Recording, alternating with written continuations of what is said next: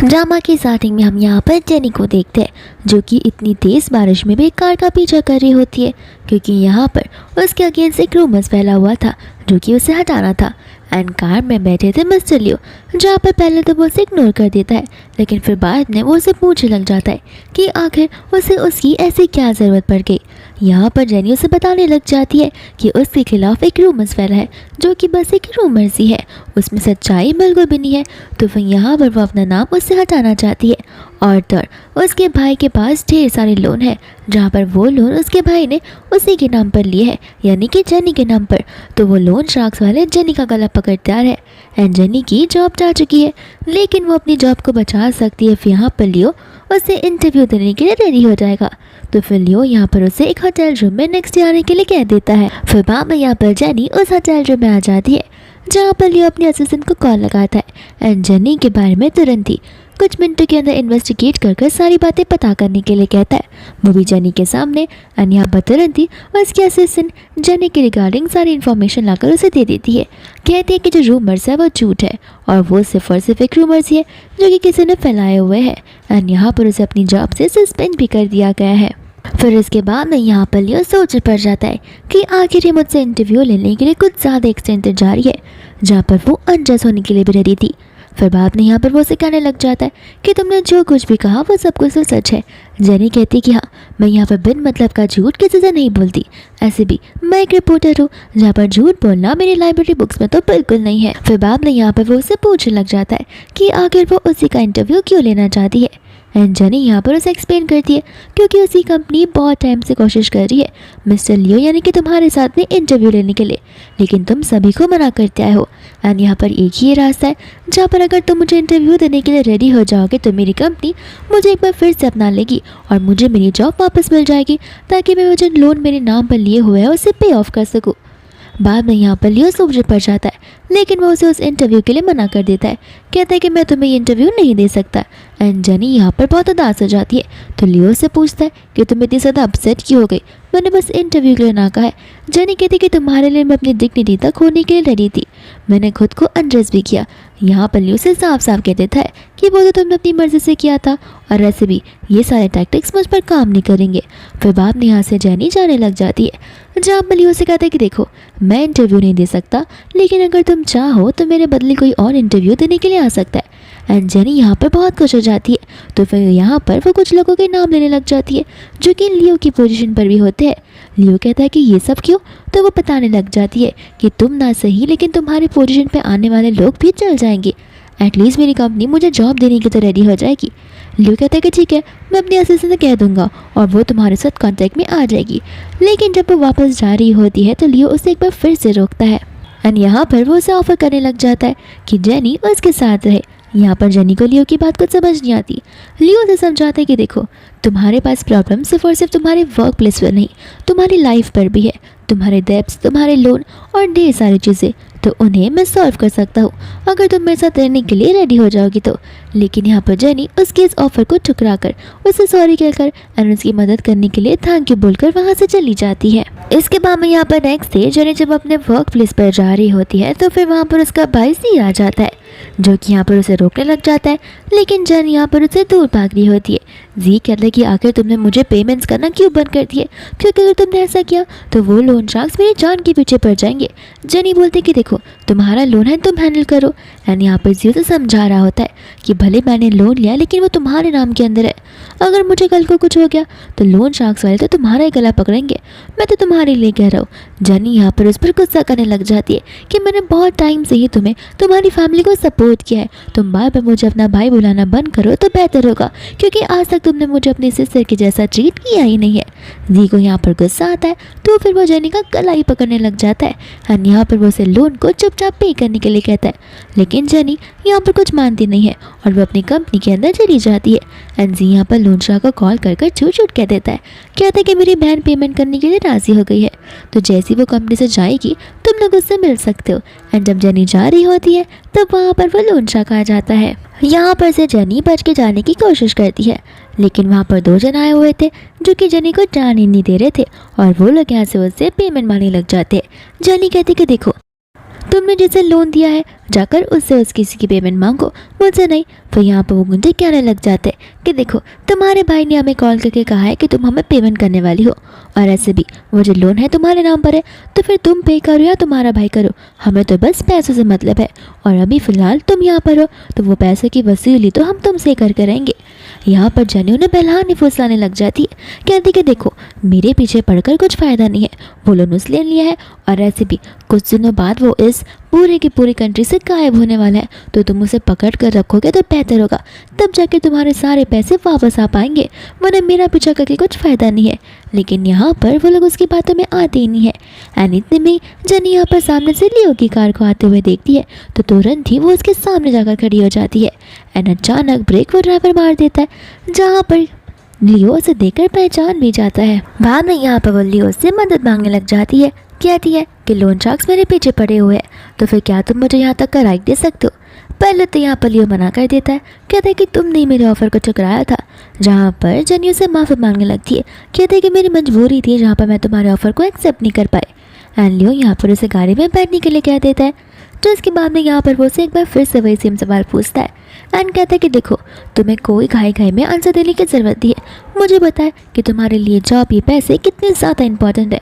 यहाँ पर मन में जनी सोच रही होती है कि ये तो पहले से कुछ ज़्यादा ही बदल गया है, इसका मतलब ये है कि ये दोनों एक दूसरे को बहुत पहले से ही जानते हैं। जहाँ पर हमें पास का सीन भी बताया जाता है एंड ये बात 10 साल पहले की होती है, जहाँ पर टीचर्स आपस में बात कर रहे होते हैं कि उनके स्कूल में किसी बड़े से इन्वेस्टर ने इन्वेस्ट किया हुआ है, जहाँ पर उनकी स्कूल अब और भी ज़्यादा अच्छे से बिल्डअप होगी और इनके टीचिंग प्रोसेस और इनका इंफ्रास्ट्रक्चर सब कुछ एनहेंस हो पाएगा। इतने में यहाँ पर जनी आ जाती है एंड यहाँ पर वो अपने टीचर से स्कूल का कंप्यूटर यूज़ करने का परमिशन मांगती है, क्योंकि यहाँ पर उसे अपने रिजल्ट्स को चेक करना होता है। एंड अपने रिजल्ट्स को देखते ही यहाँ पर वो बहुत ज़्यादा खुश हो जाती है, क्योंकि वो टॉप 1 रैंक पर आई हुई थी। फिर वह खुशी खुशी में यहाँ पर अपनी मम्मा को कॉल कर बताने लग जाती है कि मेरे स्कोर्स टॉप 1 पर आए हैं और मैं सबसे अच्छी यूनिवर्सिटी में जा सकती हूँ। लेकिन यहाँ पर उसकी मम्मा उसमें कहती है कि ज़रूरत नहीं है, तुमने स्कूल पास कर दिया उतना ही बहुत है, और अब तुम्हारा टाइम आ गया है जहाँ पर हमें तुम्हारी शादी करवानी चाहिए। ऐसे भी शादी के बाद तुम किसी और के घर पर जाकर वहाँ पर काम फिर करोगी, हमें तो नहीं लाकर पैसे दोगी। यहाँ पर जनी को शादी करने से साफ साफ मना कर देती है और बाद में रोते हुए वहाँ से जाने लग जाती है एंड डिसाइड कर रही होती है कि अगर उसे स्टडीज़ को कंप्लीट करना है और आगे की स्टडीज़ को आगे बढ़ाना है तो फिर उसे अपने घर को छोड़ना ही होगा। एंड चलते चलते यहाँ पर वो लियो से टकरा जाती है। बाद में यहाँ पर वो तो उससे माफ़ी भी मांगता है, जहाँ पर प्रिंसिपल जेनी को लियो से इंट्रोड्यूस भी करवाते हैं। इसके बाद में यहाँ से वो लोग जाने लग जाते हैं एंड प्रिंसिपल के अकॉर्डिंग जेनी बहुत ही होनहार स्टूडेंट होती है। जेनी यहाँ पर उन्हें रोकने लग जाती है और तब यहाँ पर वो लियो से कहती है कि मेरे पेरेंट्स मुझे आगे की स्टडीज़ कंप्लीट करने के लिए नहीं देंगे जो कि कॉलेज की है, तो फिर क्या आप मेरे इस चीज़ को स्पॉन्सर कर सकते हो। एंड यहाँ पर लियो कहता है कि ठीक है, मेरी असिस्टेंट आगे की चीज़ों को देख लेंगी। फिर बाद में हम यहाँ पर प्रेजेंट में आते हैं, जहाँ पर जेनी यही सोच रही होती है कि आखिर वो लियो को थैंक यू कैसे बोलेगी, और यहाँ पर वो उसे गालों पर किस कर देती है, जिससे कि लियो बहुत शॉक हो जाता है एंड जेनी को लग रहा होता है कि शायद से लियो को ये चीज़ पसंद नहीं आया होगा। लियो से पूछने लग जाता है कि अभी उसे काम है भी या फिर नहीं, एंड जेनी कहती कि नहीं। तो फिर यहाँ पर वो लोग एक जगह पर पहुँच जाते हैं एंड ये होता है उसका ऑफिस का कैबिन, जहाँ पर लियो से पूछ रहा होता है कि क्या तुम सभी के साथ ये सब करती आ रही हो। जेनी को यहाँ पर उसकी बात कुछ समझ नहीं आती, तो फिर लियो यहाँ पर तुरंत उसे किस करने लग जाता है, जहाँ पर वो कहता है कि मैं इसकी बात कर रहा हूँ एंड जेनी उसे ना बोल देती है, कहती है कि सब कुछ मेरे साथ फर्स्ट टाइम हो रहा है। बाद में यहाँ पर ये किस उनके एक मेकअप में बदल जाता है। फिर बाद में यहाँ पर जेनी नींद में थी, जहाँ पर वो उठ जाती है तो फिर लियो उसे कहने लग जाता है कि आंटी ने तुम्हारे लिए चाइनीज़ फूड बना लिया होगा, तो फिर लंच कर यहाँ से जाना। फिर इसके बाद में यहाँ पर जेनी अपने ऑफिस में चली जाती है, जहाँ पर वो शांति से काम कर रही होती है, लेकिन उसकी शांति को भंग करने के लिए यहाँ पर मिया आ जाती है एंड कहती है कि तुम यहाँ पर वापस से अपनी शक्ल लेकर ऑफिस में आ गई हो, क्या तुम्हें रोज़ रोज़ शर्म नहीं आती। यहाँ पर रोज़ रोज़ वो लोन कलेक्टर्स हमारे ऑफिस के यहाँ पर खड़े होते हैं एंड ऑफिस के एनवायरनमेंट को डिस्टर्ब कर देते हैं, और तो तुम्हारी बातें कुछ ज़्यादा ही फैलती जा रही है। तो फिर यहाँ पर जेनी उसे बताने लग जाते कि देखो लोन शार्क्स का और मेरा कोई रिश्ता नहीं है, वो बार बार यहाँ पर आ रहे तो मैं क्या करूँ, तुम जाकर कंपनी के सिक्योरिटी में कंप्लेन कर दो ना, वो लोग उन्हें वहाँ से भगा देंगे। मियाँ कहते कि तुम्हें तो कुछ ज़्यादा ही अकड़ है, और ऐसे भी मैं यहाँ पर लोन शार्क्स के बारे में बस बात नहीं कर रही हूँ। हमने यहाँ पर रिसेंटली सुना कि तुम मिस्टर लियो के साथ में टैग अलॉन्ग करने की कोशिश कर रही हो। तुम्हें पता भी है कि लियो कौन है? लियो को हम यहाँ पर चाइना का प्रिंस बुलाया करते हैं, उससे ज़्यादा यहाँ पर रिच कोई हो भी नहीं सकता, और तुम ऐसे इंसान के साथ हुकअप करने की कोशिश कर रही हो। फिर बाब ने यहाँ पर वो एक तस्वीर को दिखाती है, और वो उसी दिन की होती है जहाँ पर बहुत ज़्यादा बारिश हो रही थी, एंड जेनी यहाँ पर लियो से बात करने की कोशिश कर रही थी। जेनी यहाँ पर कहने लग जाती है कि क्यों, लगता है तुम्हें कुछ ज़्यादा जेलस फील हो रहा है, तुम तो इसकी फैमिली का हिस्सा भी नहीं हो, तो फिर यहाँ पर कुछ बोलो मत, और ऐसे भी ये कंपनी तुम्हारे डैड की नहीं है जहाँ पर तुम मुझ पर इस तरीके से हुक्म चला सकती हो। फिर बाब ने यहाँ पर मियाँ को और गुस्सा आ जाता है। वो कहते कि बोलो जितना मन में चाहे बोलो, ऐसे भी तुम्हें इस जॉब से वापस से बहुत जल्दी निकाल दिया जाएगा। उसके बाद मैं देखती हूँ कि तुम्हारा मुँह कैसे खुलता है। और यहाँ पर उनके इन झगड़ों को सुन के वहाँ पर मैनेजर आ जाता है, जो कि उन दोनों को चुप रहने के लिए कहता है। फिर बाद में मियाँ यहाँ पर जेनी को लेकर बोलना शुरू कर देती है कि इसमें मेरी कोई गलती नहीं है, ये सारा का सारा बखेरा जेनी की वजह से खड़ा हो रहा है। जेनी की वजह से यहाँ पर लोन चकाए जा रहे हैं, और बस इतना ही नहीं, यहाँ पर ये मिस्टर लियो के साथ में हुकअप करने की भी कोशिश कर रही है। ये बात सुनकर मैनेजर को कुछ समझ नहीं आता, एंड जेनी यहाँ पर उन्हें सच्चाई बताती है कि एक्चुअली मैं यहाँ पर मिस्टर लियो के साथ में एक इंटरव्यू करने की कोशिश कर रही हूँ। तो मियाँ हंसने लग जाती है, कहते कि तुम मिस्टर लियो से ही कोशिश कर रही हो ना, या फिर किसी अनपढ़ गवार से जो यहाँ पर तुम्हारी बातों में आ भी जाएगा। वो मिस्टर लियो है, वो इतना जल्दी से किसी को इंटरव्यू नहीं देता है। फिर भावना यहाँ पर उसके मैनेजर से कंफर्मेशन करते हैं। जेनी कहते कि हाँ, मुझे पता है कि मिस्टर लियो की रेपुटेशन कितनी बड़ी है, और वो अभी तक किसी भी न्यूज़ चैनल में आकर अपना इंटरव्यू नहीं दी है, तो हमारे चैनल के लिए बहुत बड़ा मौका होगा अगर उन्होंने यहाँ पर हमें इंटरव्यू देने के लिए रेडी हो गए। तो मियाँ कहते कि ये तो ये कर नहीं पाएगी, एंड उन दोनों में यहाँ पर बेट लग जाती है। फिर उसके बाद में यहाँ पर मियाँ उन सब से कहती है कि बेट लगाकर क्या ही फ़ायदा है, क्योंकि हम सभी को पता है तुम यहाँ पर लियो के सामने कोई इंटरव्यू कर ही नहीं पाओगी। जेनी बोलती कोई बात नहीं, लियो को छोड़ो, मैं यहाँ पर करेंटली मिस्टर जाओ के सामने वर्क करने की कोशिश कर रही हूँ, जिन्होंने मिस्टर लियो ने मुझे इनसे इंट्रोड्यूस करवाया है। तो फिर भी यहाँ पर मियाँ को उसकी बातों पर यकीन नहीं होता। वो कहते कि अच्छा, तो फिर मुझे ज़रा बताना क्या कि जाओ के साथ तुमने इंटरव्यू कब तक का फिक्स किया? जेनी कहते कि फ़िलहाल फिक्स तो नहीं किया, लेकिन बहुत जल्दी ये इंटरव्यू होकर रहेगा। बाद में यहाँ पर वो मैनेजर से कुछ समय का वक्त मांगने लग जाती है, जहाँ पर मैनेजर उसे टाइम देने के लिए हाँ कह देता है। एंड इतने में यहाँ पर रिपोर्टिंग स्टाफ भागती हुई आती है एंड कहती है कि मिस्टर जाओ यहाँ पर हमें इंटरव्यू देने के लिए आए हैं, हम उन्हें रोक कर वेटिंग रूम में नहीं रख सकते। एंड तुरंत ही यहाँ पर सभी लोग नीचे की ओर चले जाते हैं, जहाँ पर मियाँ शॉक हो जाती है। एंड जाओ यहाँ पर जेनी के साथ में इंटरव्यू देने के लिए बहुत खुश हो जाता है। फिर इसके बाद में यहाँ पर वो इंटरव्यू शुरू हो जाता है, जहाँ पर इंटरव्यू खत्म होने के बाद जेनी मिस्टर जाओ को थैंक यू बोलकर वहाँ से भेज देती है। एंड यहाँ पर उसका मैनेजर आकर बहुत खुश हो जाता है और तो जेनी की तारीफ करने लगता है, क्योंकि अब तो इनका चैनल बहुत जल्द ही बूस्ट होने वाला है। फिर बाद में यहाँ पर जेनी मियाँ के पास चली जाती है, कहती कि क्यों, अब तो मैं बेड को दे चुकी हूँ, तो पारी आ गई है तुम्हारे पास उस बेड को हारने का काम करने के लिए। यहाँ पर मियाँ बोलने लग जाती कि छोड़ो बिना, मैंने तुम्हारी इस ताकत को एक्नॉलेज कर लिया, और वो छोटी सी बेड के लिए हम यहाँ पर झगड़ क्यों रहे। जेनी बोलती कि टेंशन मत लो, मेरे लिए वो बेड छोटी बड़ी नहीं है, जो चीज़ कहा है बस उतना करो, वरना ऑफिस खत्म होने के पहले तुमने वो नहीं किया तो याद रखना सभी कंपनी वालों को तुम्हारा रियल फेस में दिखा कर ही रहूँगी। दोस्तों यहाँ पर जेनी काम कर रही होती है तो फिर उसे लियो के असिस्टेंट का कॉल आ जाता है, जो कि उसे लियो के ऑफिस में बुलाने लग जाती है। और तो यहाँ पर हम लियो को देखते हैं, जो कि जेनी के बारे में सोच रहा होता है कि आखिर जेनी उसके लिए क्या फील करती होगी। इतने में यहाँ पर जेनी भी आ जाती है उसके ऑफिस में। बाद में यहाँ पर जेनी उससे माफ़ी मांगने लग जाती है, कहती है कल हमारे बीच जो कुछ भी हुआ वो बस एक इंसिडेंट था, यानी कि एक एक्सीडेंट की तरह हम मान सकते हैं, और ये गलती मैं वापस से नहीं दोहराऊंगी। लियो कहता है कि किसने तुम्हें कहा कि वो तुम्हारी गलती थी या फिर मेरी गलती थी, मैंने तो उसे गलती की तरह कभी देखा ही नहीं, और वैसे भी कल ये साबित हो गया था जहाँ पर तुम मेरे इस ऑफ़र को ठुकरा तो बिल्कुल नहीं सकती हो। एंड बाद में यहाँ पर वो उसे किस करने लग जाता है। इसके बाद में यहाँ पर जेनी को उसके ऑफ़र को मना नहीं कर सकती थी, तो फिर उसे उसके ऑफ़र को मानना ही था। एंड यहाँ पर लियो उसे घर पर शिफ्ट होने के लिए कह देता है। जेनी कहती है कि लेकिन ये कुछ ज़्यादा हो जाएगा। लियो यहाँ पर समझाता है कि देखो, मैं तुम्हें यहाँ पर अपने घर पर इसलिए शिफ्ट होने के लिए कह रहा था कि तुम्हें मैं वो सारी फ्रीडम दे पाऊँ, और ऐसे भी अगर मेरे अंडर कंट्रोल रहोगे तो फिर तुम्हें किसी चीज़ की भी कमी नहीं होगी, और ऐसे भी मैं तुम्हारी फ्रीडम को छीनने वाला नहीं हूँ। तुम्हारी जो मर्जी में आए तुम वो कर सकती हो, तुम्हें जहाँ जाना है जा सकती हो, एंड चाहिए तो मैं यहाँ पर तुम्हारे पीछे गार्ड्स को भी भिजवा दूंगा तुम्हारी सेफ्टी के लिए। एंड बाद में यहाँ पर जेनी से हाँ कह देती है, जहाँ पर लियो जेनी से कहता है कि अपनी न्यू पर्सनालिटी को अडॉप्ट करने के लिए। फिर उसके बाद में यहाँ पर जेनी चली जाती है अपने मैनेजर के पास में, जहाँ पर वो उसे प्लीज़ करने लग जाती है कि उसे फाइनेंशियल वाले शो को होस्ट करना है।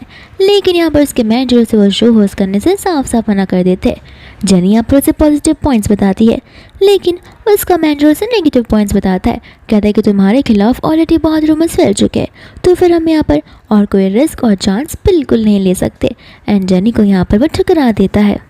फिर बाद में यहाँ पर जेनी रेस्टरूम में होती है, जहाँ पर वो अपने आप को कंसोल कर रही थी, क्योंकि वो उस शो के ज़रिए ढेर सारे पैसे अर्न कर सकती थी। लेकिन यहाँ पर उसके मैनेजर ने उसे साफ साफ मना कर दिया था। फिर यहाँ पर उसे लियो की कही हुई बात याद आती है, जहाँ पर लियो उसे समझा रहा होता है कि उसके सारे डेट्स और लोन्स का ध्यान वो खुद ब खुद रख लेगा एंड उसके लिए सारी चीज़ें बहुत ईजी हो जाएंगी।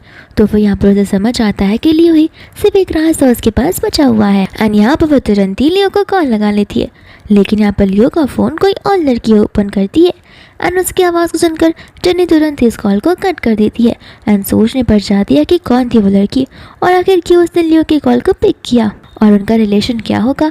इतने में यहाँ पर स्टाफ आकर उसे डिनर करने के लिए बोलने लग जाता। फिर बाद में यहाँ पर जेनी लियो के बारे में पूछती है, जहाँ पर स्टाफ बताती है कि सर आज रात को नहीं आने वाले, तो फिर आपको डिनर अकेले ही करना होगा। बाद में यहाँ पर जेनी मन में सोच रही होती है कि न जाने उसने कितनी ज़्यादा ओवरथिंक कर दी थी और उसे अपने स्टैंडर्ड्स के अकॉर्डिंग ही चलना चाहिए और उसे अगर उंगली दी गई है तो पूरे हाथ को नहीं पकड़ना चाहिए। फिर बाद में हम यहाँ पर देखते हैं लियो को, जहाँ पर जैसे ही वो उस कैफेटेरिया में आता है तो फिर वो यहाँ पर जेनी के मिस कॉल को देखता है, तो वो उसे वो कॉल बैक करता है। लेकिन यहाँ पर जेनी का फ़ोन बंद बताने लगता है, तो उसे बड़ा गुस्सा आ जाता है एंड वो पूछने लग जाता है कि आखिर किस में इतनी हिम्मत है जिससे मेरा कॉल पिक किया। तो फिर यहाँ पर इसी बोलते कि माफ़ कर देना, मैंने यहाँ पर कॉल पिक किया, मुझे लगा किसी इंपॉर्टेंट लोग का कॉल होगा, लेकिन मुझे लगता है कि वो कंपनी से कॉल था जो कि एक फॉल्स कॉल था, इस वजह से मैंने उस कॉल को भी कट कर दिया। एंड यहाँ पर लियो उस पर ऊपर गुस्सा करने लगता है, कहता है कि नेक्स्ट टाइम से यहाँ पर आने की हिम्मत भी करना और लगता है तुम्हारे पेरेंट्स ने तुम्हें कुछ मैनर्स नहीं सिखाए। एंड गुस्से में वहाँ पर वो अपने असिस्टेंट के साथ चला जाता है। फिर वहाँ में यहाँ पर जेनी घर पर बैठकर टीवी देख रही होती है, लेकिन उसका ध्यान सिर्फ और सिर्फ उस कॉल वाली लड़की पर होता है। इतने में यहाँ पर लियो आ जाता है और उसे पूछने लग जाता है कि कौन सी इंपॉर्टेंट बात थी जो तुमने मुझे दोपहर को कॉल किया। एंड जेनी यहाँ पर मन में सोचने लग जाती है कि वो उसे उस चीज़ के बारे में नहीं बता सकती। ऐसे भी जेनी का करियर उसके ऊपर डिपेंड होता है एंड यहाँ पर वो लियो के ऊपर डिपेंडेंट नहीं रह सकती, तो वो उसे बहाना बनाकर कहने लग जाती है कि नहीं, वो बस मैंने तुमसे पूछने के लिए कॉल किया था कि तुम्हारा दिन कैसा जा रहा है, क्योंकि मेरा दिन कुछ खास नहीं था। फिर बाद में यहाँ पर लियो से माफ़ी मांगने लगता है, कहता है कि मैं कुछ दिनों के लिए माउंटेन साइड में काम कर जाओ और तो और मेरा फ़ोन जो है मेरी बहन ने उठा दिया था, तुम चाहो तो मैं मेरी बहन को बुलवा सकता हूँ, वो तुमसे माफ़ी भी मांग सकती है। लेकिन यहाँ पर जेनी ऐसा कुछ भी करने से उसे मना कर देती है एंड यहाँ पर लियो उसके फोरहेड पर बड़े क्यूटली किस भी करता है। फिर इसके बाद में यहाँ पर जेनी अपने मैनेजर के साथ बैठी होती है, जहाँ पर एक बार फिर से वो उसे परस्यू करने की कोशिश करती है एंड यहाँ पर मैनेजर उसे एक मौका देता है, कहते कि ठीक है, लेकिन तुम्हें बैंक के पास जाकर सबसे पहले उसे सिग्नेचर करवाने होंगे, उसके बाद ही। एंड यहाँ पर जेनी एक क्लब में पहुँच जाती है, जहाँ पर अपने डिसीजन के बारे में बार बार सोच रही होती है कि उसे सही डिसीजन लिया भी होगा या फिर नहीं।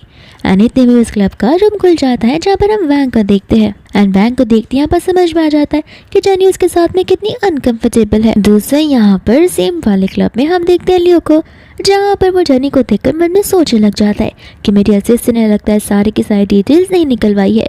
दोस्तों यहाँ पर जेनी वहाँ से चली भी जाती है, उसे कहकर कि वो गलत जगह पर आ गई है एंड यहाँ पर लियो असिस्टेंट पर गुस्सा हो जाता है, कहता है कि मुझे जेनी के रिगार्डिंग हर एक चीज़ों के बारे में इन डिटेल जानना है कि आखिर वो कैसी है, क्या करते हैं, उसका नेचर कैसा है। फिर बाद में यहाँ पर जेनी बात ले रही होती है, जहाँ पर उसी वो वैंग के बारे में सोच रही थी कि कहीं उसे कॉन्टैक्ट मिलेगा भी या फिर नहीं।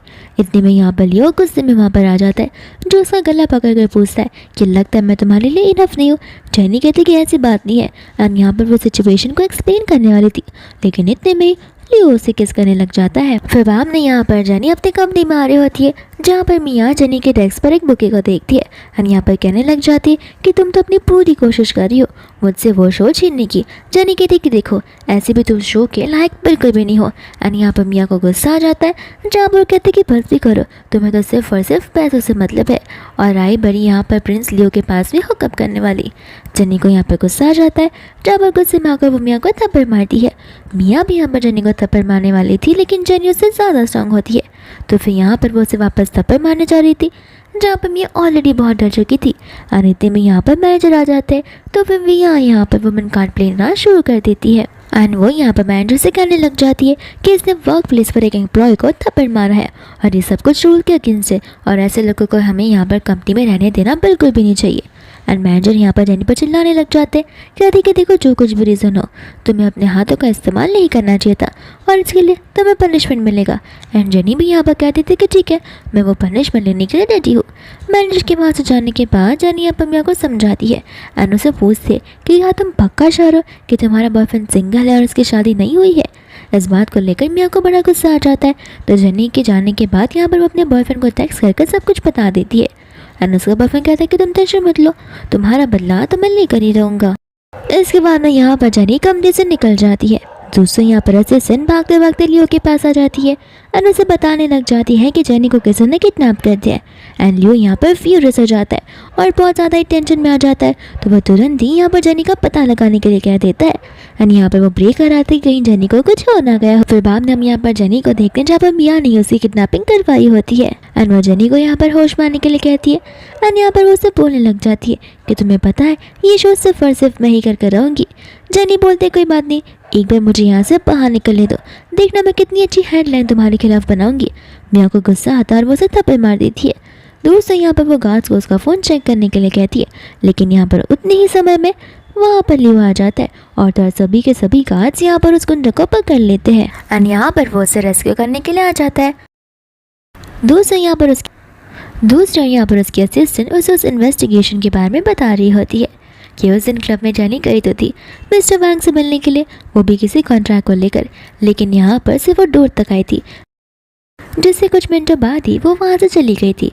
बाद में यहाँ पर लियो जनी से माफ़ी मांगने लग जाता है उसकी इस मिसअंडरस्टैंडिंग के लिए एंड यहाँ से वो उसे लेकर तुरंत ही चला जाता है। फिर बाद में यहाँ पर जनी अपने मैनेजर के साथ चली जाती है उस फाइनेंशियल प्रोग्राम के बारे में कुछ बात करने के लिए एंड यहाँ पर मैनेजर से बताने लगता है कि तुम्हें कुछ करने की ज़रूरत नहीं है, वो प्रोग्राम और शो अब तुम ही करने वाली हो। और तो यहाँ पर मिया को दूसरे वर्क स्टेशन पर शिफ्ट कर दिया गया जहाँ पर कोई भी उसे हार करने के लिए रेडी नहीं। जनी यहाँ पर खुश हो जाती है और अपने प्रोग्राम के बारे में उसे न्यू चीज़ें बताने लग जाती है।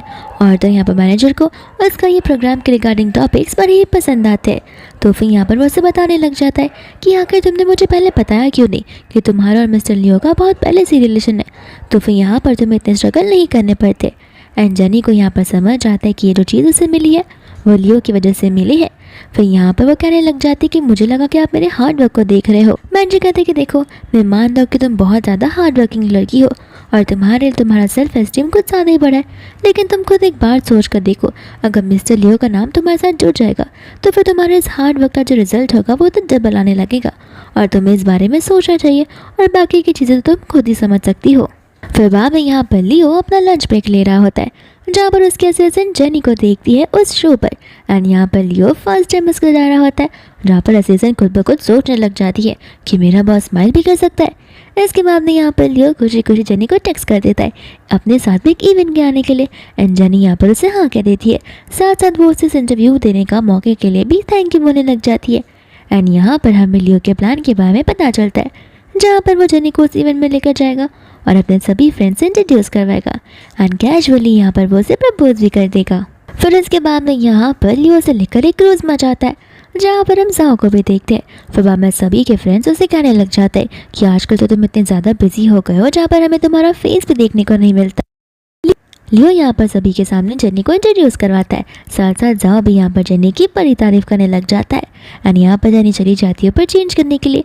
फिर यहाँ पर वो किसी चेंग के साथ में ड्रिंक कर रही होती है एंड चेंग यहाँ पर उसे वार्निंग देने लग जाती है लियो के रिगार्डिंग, कहती कि देखो तुम लियो के साइड में ज़्यादा टाइम तक टिक नहीं पाओगी, लेकिन तुम जब तक उसके साथ हो तब तक याद रखना उसके रिसोर्सेज का इस्तेमाल बड़े अच्छे से करना, क्योंकि उसकी पहचान और पहुंच बहुत बड़े लोगों तक है और वहाँ पर तुम्हें बहुत ज़्यादा फ़ायदा हो सकता है। जेनी कहती कि देखो मुझे पता है कि मुझे कहाँ तक अपनी लिमिट्स क्रॉस करनी है और कहाँ तक अपने लिमिट्स के अंदर रहना है, तो फिर तो मुझे सब ना सिखाओ तो बेहतर होगा। वो चैंग बोलने लग जाते कि देखो, मुझे तुम्हारे अगेंस्ट कोई ग्रजेस नहीं है, मैं तो बस यहाँ पर तुम्हारी सेफ्टी के लिए बोल रही हूँ। फिर बाद में यहाँ पर पीछे से लियो आ जाता है, जहाँ पर वो उससे कन्फेस करने लग जाता है कि मैं एक्चुअली यहाँ पर तुम्हें एक पर्पस से लेकर आया था, ताकि मैं हमारे बीच में कोई एम्प्लॉय और बॉस का रिलेशन ना होने के बदले एक फ्रेंडशिप का रिलेशन तो एटलीस्ट स्टार्ट कर दूँ। यहाँ पर वो सारी चीज़ें बोल तो रहा था, लेकिन जनी उससे कोई भी बात को सुन नहीं रही थी, क्योंकि जनी ने कुछ ज़्यादा ही ड्रिंक कर लिया था। इतना कहकर वो वहाँ से खुशी खुशी चलाता जाता है। एंड कुछ समय बाद जनी की नींद खुलती है, जहाँ पर उसे समझ नहीं आ रहा होता कि अभी फ़िलहाल क्या क्या हुआ था। फिर वहाँ यहाँ पर उसे चैंग की गई हुई बात याद आती है। इतनी में यहाँ पर लियो आ जाता है उससे बात करने के लिए। बाद में यहाँ पर वो उसे अपनी पर्सनल लाइफ के बारे में बता रहा होता है। साथ साथ वो उसे उसके शो के न्यू टॉपिक के बारे में पूछता है एंड कहता है कि देखो, मेरे फ्रेंड्स को तुमसे कुछ ज़्यादा ही उम्मीद है। जानी यहाँ पर मन में सोच रही होती है कि आखिर लियो उसके साथ इतना फ्रेंडली क्यों हो गया। दूसरा यहाँ पर लियो मन में सोच रहा होता है कि आगे फ्रेंडशिप की शुरुआत तो मैंने कर दी है, लेकिन क्या हमारे बीच में लव पॉसिबल भी है या फिर नहीं। इसके बाद में यहाँ पर वो लोग एक रूम के अंदर आ जाते हैं, जहाँ पर लियो के सभी फ्रेंड्स होते हैं। तो फिर यहाँ से जेनी जाने लग जाती है, लेकिन लियो उसे रोकता है, इन सभी से इंट्रोड्यूस करवाता है। इन सभी लोग यहाँ पर उसके शो की तारीफ भी करते हैं। एंड बाद में यहाँ पर वो लोग हॉर्स का मैच देखने के बाद वहाँ से चले जाते हैं। एंड इतने में यहाँ पर लियो के अंकल आ जाते हैं, जो कि यहाँ पर जेनी को देखने लग जाते हैं। एंड लियो यहाँ पर जेनी को इंट्रोड्यूस करवाता है। साथ साथ जेनी भी अपना यहाँ पर इंट्रोडक्शन देती है। अंकल कहते हैं कि अच्छा, ये तो वही लड़की है ना जो कि तुम्हें चेंज कर रही थी। एंड यहाँ पर जेनी इस चीज़ को नेगेटिवली नहीं बल्कि बहुत पॉजिटिवली रिस्पॉन्स करती है। फिर बाद में यहाँ पर अंकल बैठ जाते हैं बातें करने के लिए, लेकिन समझ आता है कि लियो को इस अंकल में कुछ इंटरेस्ट नहीं है, जहाँ पर वो उसे बहला फुसलाकर वहाँ से भगा देता है। दूसरा यहाँ पे वो मन में सोच रहा होता है कि आखिर जेनी ने मेरे अंकल को इतना पॉजिटिव रिप्लाई क्यों दिया, आखिर जेनी के मन में क्या चल रहा होगा। इसके बाद में यहाँ पर जेनी अपने न्यूज़ शो का टॉपिक अपने मैनेजर को बताने लग जाती है। मैनेजर अप्रूव तो करता है, लेकिन हेजिटेट करता है, क्योंकि ये टॉपिक कुछ ज़्यादा सीरियस और टेंस होता है। एंड जैसे यहाँ पर जेनी अपने शो की शुरुआत करती है, सभी लोग लाइव कमेंट्स से ढेर सारी चीज़ें जेनी को लेकर बुरी बुरी बातें कर रहे थे। फिर बाद में यहाँ पर जेनी घर पर होती है, जहाँ पर वो अपने फ़ोन में देख रही थी। एंड लियो बेचारा उदास हो जाता है, जेनी को रोता देख वो सोच में पड़ जाता है यही मौका है जहाँ पर मैं जेनी से क्लोज हो सकता हूँ। एंड जाकर यहाँ पर उसे समझाने लग जाता है, लेकिन यहाँ पर जेनी रो नहीं रही होती है बल्कि हंस रही होती है। और यहाँ पर तो लियो का पोपट ही हो जाता है। फिर बाद में यहाँ पर लियो भी उसे खुश देखकर बहुत खुश हो जाता है। साथ साथ जेनी यहाँ पर अपने आज के शो के बारे में उसे बताने लग जाती है। लियो कहते हैं कि मुझे सब कुछ पता है, मैं भी तुम्हारा शो जो देखता हूँ। फिर बाद में यहाँ पर वो उसे एक इन्विटेशन बताती है, जो कि यहाँ पर सिर्फ स्पेशल लोगों को ही दिया जाता है, वो भी एकदम VIP लोगों को। एंड यहाँ पर लियो कहते हैं कि मैं भी उस इवेंट में आने वाला हूँ।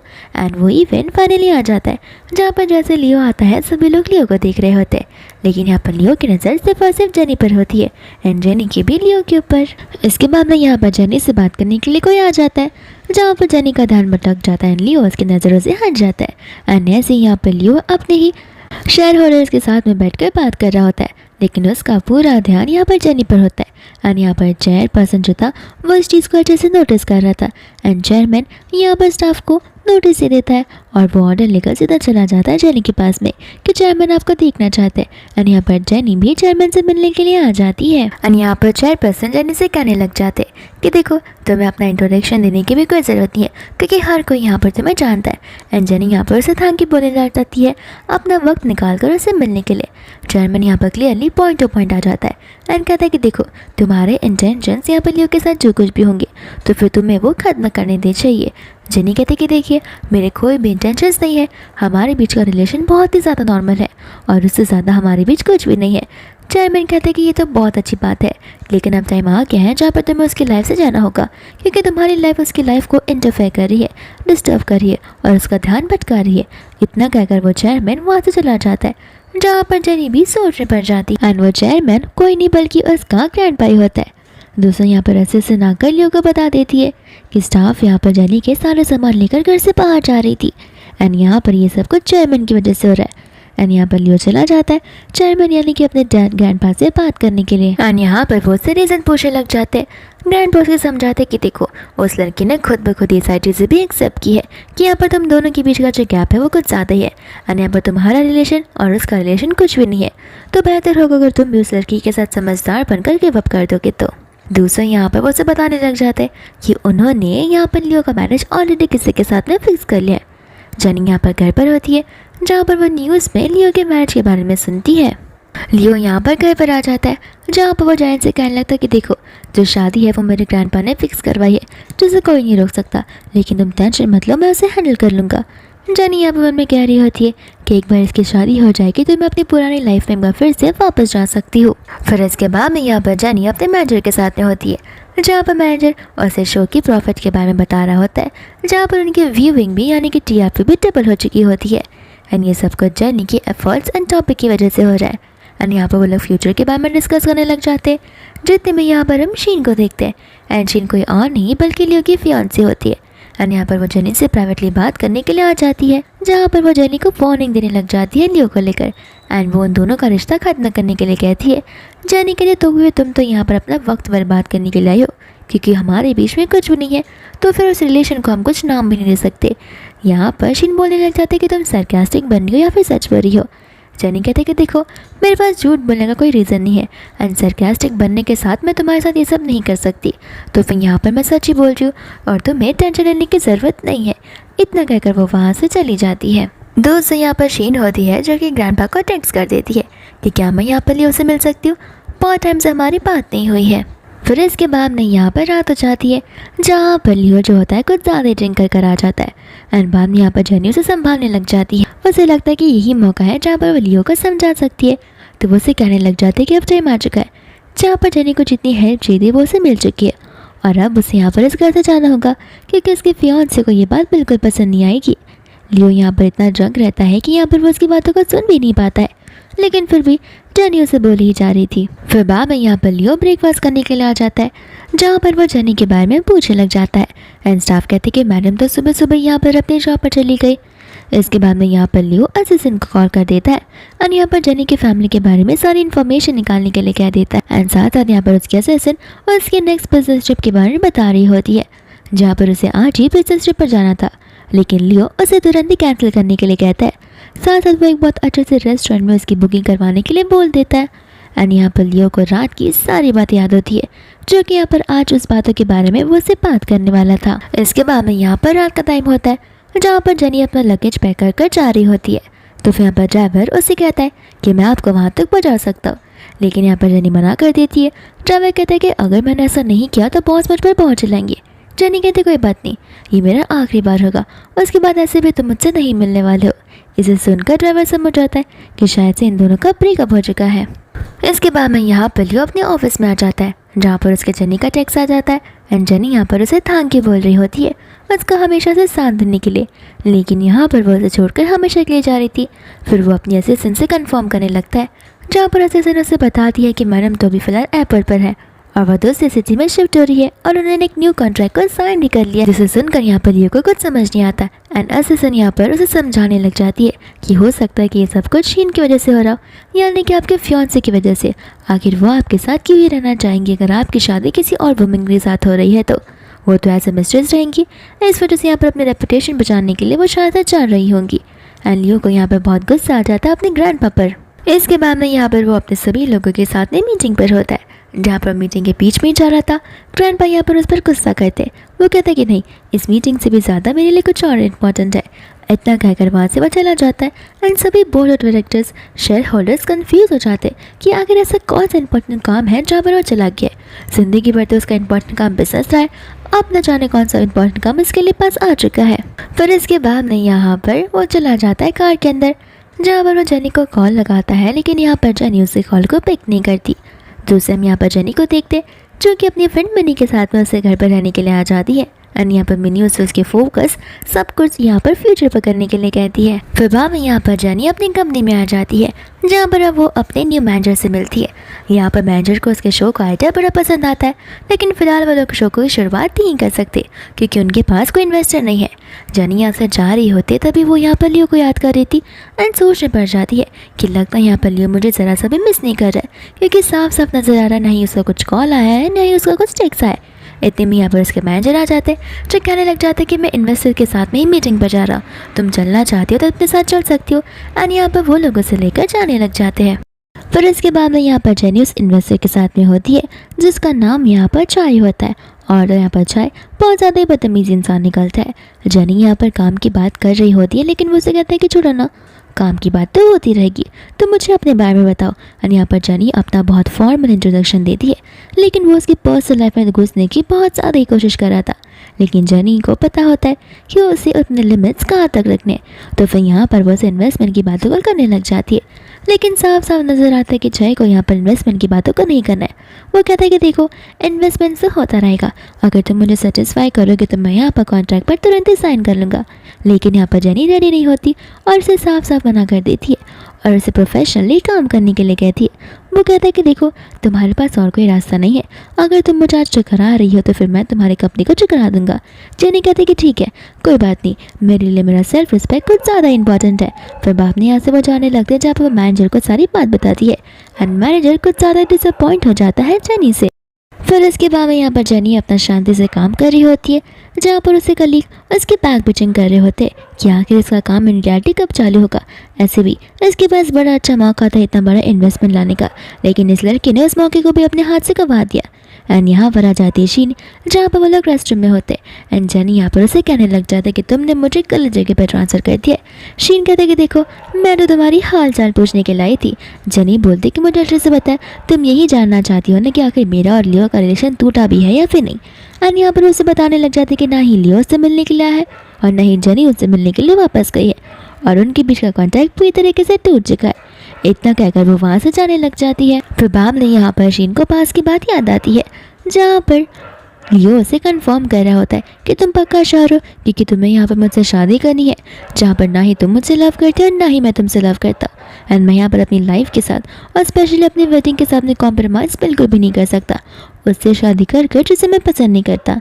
यहाँ पर शीन से कह रही होती है कि देखो, तुम्हारे पास और कोई चारा नहीं है, तुम्हारे पास मैं ही हूँ एज अ ऑप्शन, क्योंकि ग्रैंडपा ने मुझे चूज़ किया। और रही बात उस जेनी की, तो तुम मुझसे शादी नहीं कर पाओगे, ऐसा दिन कभी आने नहीं वाला है।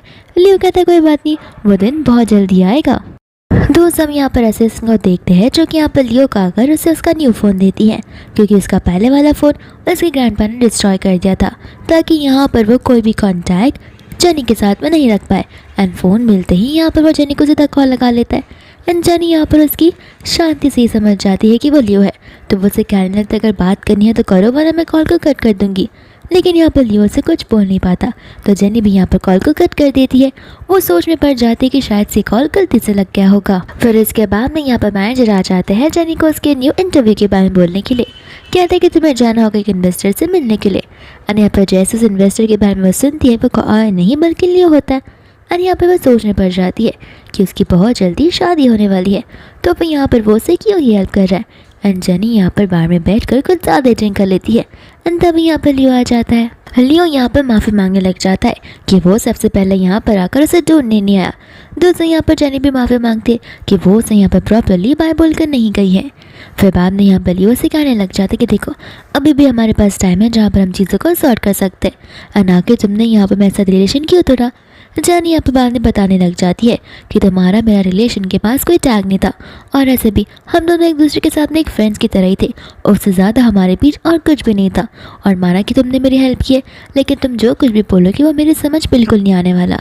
एंड यहाँ पर टाइम आ चुका है जहाँ पर हमें चीज़ों को ख़त्म करने देना चाहिए। इतना बोलकर वहाँ से वो जाने लग जाती है। जहाँ पर लियो उसे रोकता तो है, लेकिन जेनी कहती कि देखो, तुम्हारी शादी होने वाली है एंड तुम्हारी फियांसी शीन है, तो उसे बिल्कुल पसंद नहीं आएगा कि यहाँ पर तुम मुझे उसे बिना बताए मिलने के लिए आए हो। असिस्टेंट यहाँ पर आ जाती है, जो कि उसे उसके बिजनेस ट्रिप के बारे में बताती है। एंड इस बार भी यहाँ पर लियो इस चीज़ को कैंसिल करने के लिए बोल देता है। कहता है कि मेरे लिए इंपॉर्टेंट जेनी से ज़्यादा और कुछ भी नहीं है। फिर इसके बाद में यहाँ पर वो सभी के ऑफिस वाले लोग ऑफिशियली लियो के साथ में एक मीटिंग करते, जहाँ पर जेनी और लियो ऐसा बिहेव करते कि जैसे वो एक दूसरे को पहले से नहीं जानते। एंड जेनी ऐसे जाने लगती है तो कोई उसे अप्रोच करता है, ये कहते हुए कि वो उसके साथ फ्रेंडशिप करना चाहता है एंड वो उसे घर पर जॉब कर सकता है। लियो इतने में यहाँ पर जेनी को कॉल कर उसे रिजेक्ट करने के लिए कहता है एंड जेनी ठीक वैसा ही करती है। बाद में यहाँ पर लियो आ जाता है, जो कि उसे कार के अंदर बैठने के लिए कहता है, लेकिन जेनी यहाँ पर बैठती नहीं है। कहती कि देखो, मुझे उसके साथ जाना नहीं था, इसलिए मैंने उसे ना बोला। मैंने इसलिए उसे ना नहीं बोले क्योंकि तुमने मुझे ना कहने के लिए कहा है। मैं अपने लाइफ के डिसीजंस खुद ब खुद ले सकती हूँ। एंड यहाँ पर लियो से एक और मौका मांगने लग जाता है। जेनी कहती कि आखिर तुम मुझसे किस बारे में मौका मांग रहे हो, हमारे बीच में कुछ भी नहीं था। एंड बाद में यहाँ से वो चली जाती है। दूसरे दिन यहाँ पर वो जब ऑफिस में आती है तब उसे लियो का कॉल आ जाता है, जो कि यहाँ पर उसे सी साइड रेस्टोरेंट में बुलाने लग जाता है अपने एक चांस के लिए एंड कहते हैं कि इसके बाद सारा डिसीजन तुम्हारा ही होगा। फिर बाद में यहाँ पर वो उसे मिलने के लिए आ जाती है, जहाँ पर लियो बिना कोई टाइम वेस्ट किए अपनी फीलिंग्स उसे कन्फेस करने लग जाता है। जेनी यहाँ पर बुरी कंफ्यूज हो जाती है, कहती कि हमारे बीच में कुछ भी नहीं हो सकता एंड लियो यहाँ पर उसे किस करने लगता है, जहाँ पर जेनी उसे अपने आप से दूर करती है एंड यहाँ पर तो वो कुछ ज़्यादा ही इमोशनल हो जाती है, कहती कि हमारे बीच में जब लव है ही नहीं तो फिर यहाँ पर तुम मुझे किस नाम के लिए प्रपोज कर रहे हो एंड यहाँ पर मैं तुम्हारे साथ शादी कर कर क्या ही करूँगी। लियो कहता है कि बस भी करो, आखिर अपने आप से तुम कितना झूठ बोलती रहोगी, तुम झूठ बोल रही हो, जो फीलिंग्स मुझे तुम्हारे लिए है मैं जानता हूँ कि वो फीलिंग्स तुम्हें मेरे लिए भी होंगी। जेनी यहाँ पर साफ साफ कह देती है कि हमने कभी भी पहले डेट एक दूसरे को नहीं किया है, तो इस तरीके से शादी करना बहुत ही ज़्यादा वियर्ड चीज़ होंगी। लियो कहते कि ऐसी बात नहीं है, मेरे अकॉर्डिंग तो मैंने अपनी फीलिंग्स तुम्हें सी के यहाँ पर कह रही थी जब भी हम क्रूज़ पर थे एंड यहाँ पर जेनी को वो चीज़ें बिल्कुल याद नहीं होती है एंड वही समय होता है जहाँ पर जेनी ने कुछ ज़्यादा ड्रिंक कर लिया था एंड तभी यहाँ पर लियो ने अपनी फीलिंग्स के बारे में कन्फेस किया था। यहाँ पर जेनी कहती कि देखो तुम यहाँ पर बातें बना रहे हो जिसके बाद मुझे सुनने का कोई इरादा नहीं है। लियो कहते कि ठीक है, लेकिन मैं तुम्हें एक बार फिर से परस्यू कर सकता हूँ एंड जेनी यहाँ पर उसे ना बोलते हुए वहाँ से चली ही जाती है।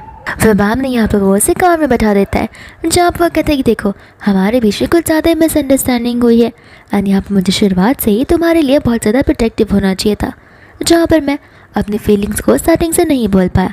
फिर बाद में यहाँ पर जेनी उसे एक और मौका देने के लिए रेडी हो जाती है। फिर बाद में यहाँ पर वो लोग अपने होटल रूम में चले जाते हैं, तो फिर लियो से उसका शेड्यूल पूछने लगता है। फिर बाद में यहाँ पर जेनी उसे अपने शेड्यूल के बारे में बता रही होती है, जहाँ पर उनकी क्लोजनेस कुछ ज़्यादा बढ़ जाती है एंड ये क्लोजनेस के बीच में वो दोनों एक दूसरे को किस करने लग जाते।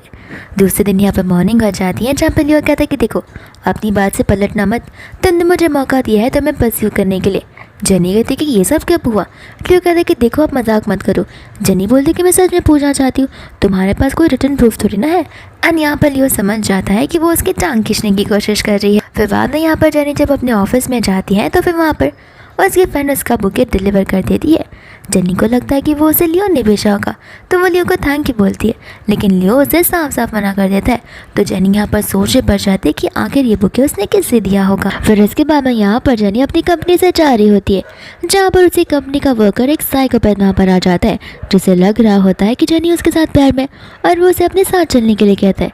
लेकिन जेनी यहाँ पर अपनी आपको पूरी कोशिश करती है उसे दूर करने की। इतने में यहाँ पर लियो आ जाता है, जो कि उसे धक्का मार देता है एंड गार्ड से उसे तुरंत ही वहाँ पर ले जाने के लिए कहता है। फिर बाद में यहाँ पर वो दोनों वॉक करने के लिए आ जाते हैं, जहाँ पर उनके बीच की चीज़ें कुछ ज़्यादा ही नॉर्मल चल रही होती है। वो लोग यहाँ तक कि एक दूसरे को किस और हग भी करते हैं।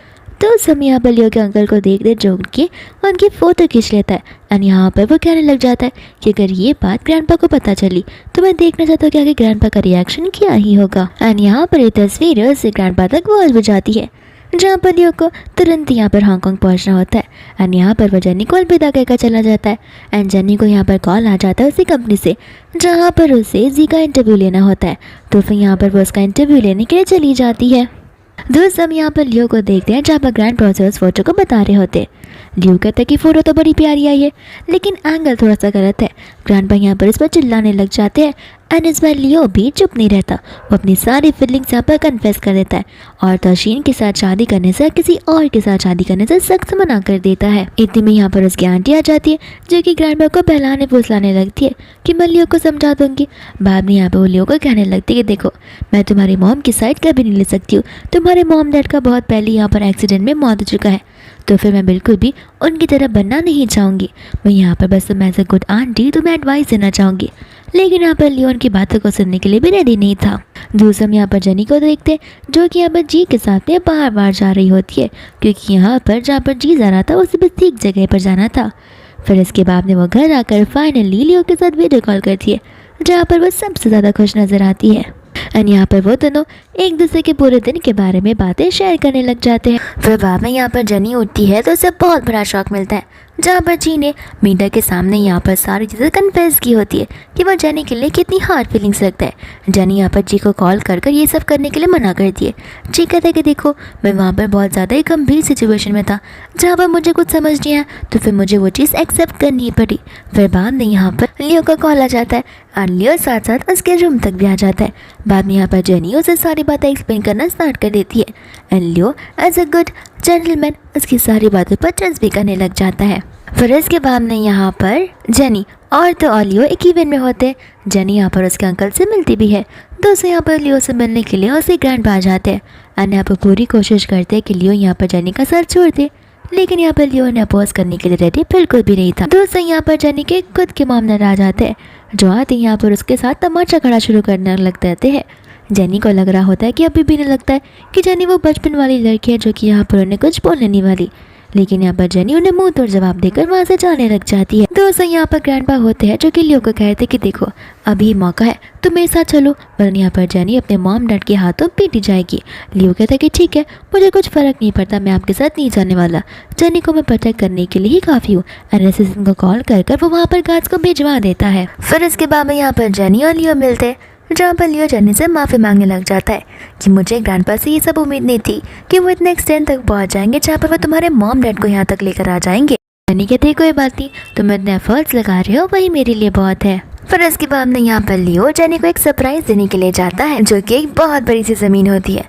एंड लियो कहता है कि मैं यहाँ पर एक बहुत बड़ा बिल्डिंग बिल्ड करने वाला हूँ और ये बिल्डिंग तुम्हारे नाम पर ही होने वाली है। जिससे सुनकर जेनी खुश भी होती है, नाराज़ भी, कहते हैं कि मुझे तुम्हारी चैरिटी की ज़रूरत नहीं है।